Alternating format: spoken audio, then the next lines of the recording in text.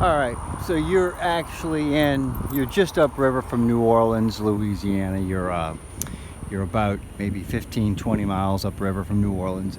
You're at the Valero refinery. That's what you're looking out at it over here. Valero, and just beyond that is Shell, Dutch Shell. So these two are combined. They're basically one and the same. There's two facilities here, but this is actually two plants. You're looking at two different refineries. One is Valero, and the one in the background is Shell. So here's the Mississippi River, and right now we're looking at the MMVS Daytona. That's the vessel that was brought in from India with Russian oil and gas products, and it sat in the river for a few days, and there was some debating on what was going to go happen, and finally they decided to port, and now they're offloading. And you can see the guys up there working. They're offloading it's not oil or gas. What they're offloading is oil and gas byproducts.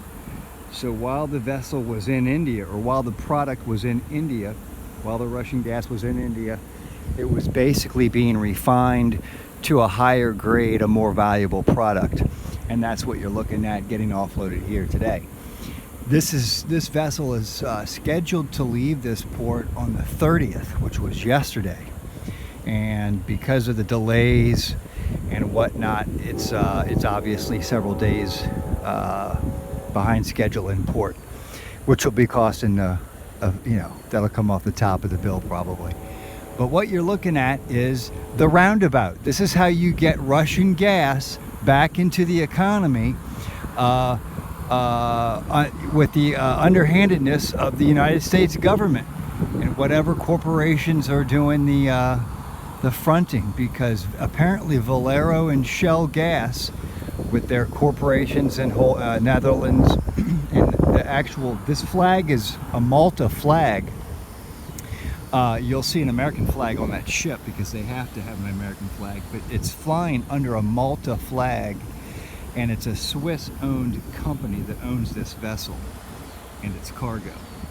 So at any rate, what you're looking at is the roundabout. This is how Russian gas is now in America, or a Russian gas byproduct from India is now sitting in an American port offloading.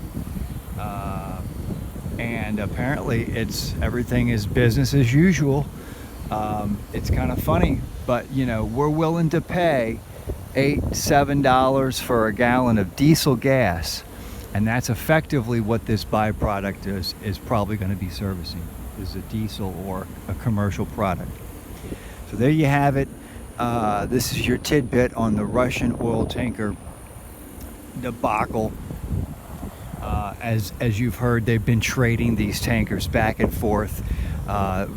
Two Greek tankers were confiscated. An Iranian tanker was confiscated. They're constantly transferring these tankers back and forth.